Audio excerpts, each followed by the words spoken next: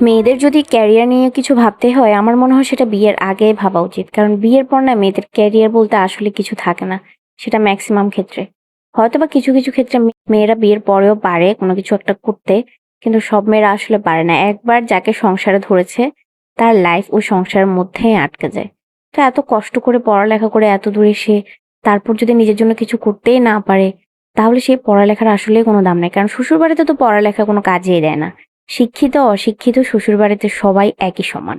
যে masters complete করা তার সাথে যেভাবে বিহেভ করে, যে 8 পাস করা তার সাথেও একইভাবেই বিহেভ করে। আর এই জন্য মেয়েদের ক্যারিয়ার সম্পর্কে যদি কিছু ভাবতে হয় বা নিজে কিছু করতে হয় তাহলে অবশ্যই বিয়ের আগে করা উচিত। বিয়ের পরে বাঙালিদের তো একটাই অভ্যাস যে বিয়ে হয়ে গেলে এরপর বাচ্চা কাচ্চা নিতে হবে। আর একবার বাচ্চা কাচ্চা নিলে এরপর বাচ্চা কাচ্চার প্রেশার সাথে শ্বশুরবাড়ির মানুষের প্রেশার তো আছেই। এরপর আর নিজের দিকে তাকানোর কোনো সময় পাওয়া যায় না। যে মেয়েটা এটা ভেবে পড়াশোনা করেছে যে আমি লাইফে কিছু না কিছু একটা করব, আমার বাবা মাকে একটু সাপোর্ট করব, একটু হেল্প করব, নিজের মন মতো একটু চলবো, সবাইকে একটু খুশি করব গিফট দিয়ে, সেই মেয়ে এতদূর পড়াশোনা করে যখন কিছু একটা করতেই পারে না, এরপর আবার নানা ধরনের প্রেশারে থাকে, তার লাইফে আসলে মানসিক অশান্তির কোনো অভাব নেই। ইসলামে কিন্তু মেয়েদের ভরণ পোষণের সম্পূর্ণ দায়িত্ব পুরুষদের উপরই দিয়েছে। কিন্তু কয়জন পুরুষই বা সে দায়িত্ব পালন করছে? আর মেয়েদের বা স্ত্রীর দায়িত্ব পালন করলেও কোনো পুরুষই কিন্তু মেয়ের বাবা মা ভাই বোন বা মেয়ের ছোট ছোট ইচ্ছা বা খুশিগুলোর ওই দায়িত্ব কিন্তু কখনোই কোনো পুরুষ নেয় না। আর তার জন্য এই যুগে একটা ছোটখাটো চাকরি হোক বা একটা ছোটখাটো বিজনেস হোক, এটা মেয়েদের করাই উচিত। আমার আশপাশের আমার এত ফ্রেন্ড সার্কেল আছে, সবাইকে আমি অনেককেই দেখছি হচ্ছে বিয়ের পরেও বাচ্চা কাচ্চা একটু বড় হওয়ার পর কি সুন্দর জব করছে। আবার কেউ আছে যে এত ভালো স্টুডেন্ট ছিল অথচ তার লাইফটা সংসারের ভিতর এতটাই ঢুকে গেছে যে মনে হচ্ছে যেন সে কিছুই জানে না, কিছুই পারে না। অনেকেই আছে বলে যে টাকা পয়সার সুখ আনে না।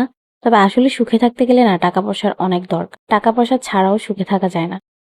যাই হোক, এগুলো হচ্ছে আবেগী কথাবার্তা। এগুলো বলে কোনো লাভ নেই। মাঝে মাঝে আসলে সুখ দুঃখ যখন খেয়ে উঠে যে কেনই বিয়ে করে ফেললাম কোনো কিছু না করে, কেন যে বাচ্চা কাচ্চা নিয়ে নিলাম, এখন কোনো কিছু করতে পারি না, এই শোকগুলো যখন মাথায় ওঠে না তখন আসলে এইসব চিন্তায় ধরে। তো কারো আসলে কিছু করার হলে বিয়ের আগেই করা উচিত। বিয়ের পরে এত টানা হেঁচড়া না করাই ভালো। যাই হোক, এগুলা বাদ। এখন হচ্ছে এখানে আমি পাঙ্গাস মাছের ঝোল রান্না করছি।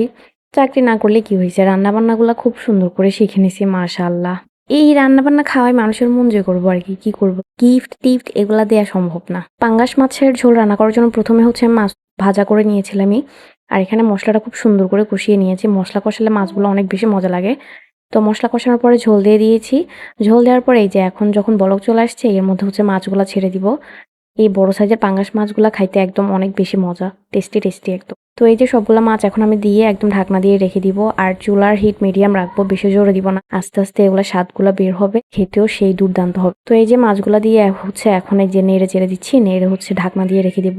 কতক্ষণ হলে হচ্ছে এই যে ঝোলটা যখন একটু ঘন হয়ে আসবে, ব্যাস মাছের ঝোল একদম রেডি। এই মাছের ঝোল দিয়ে ভাত খাওয়া যাবে, আর কিচ্ছু লাগবে না।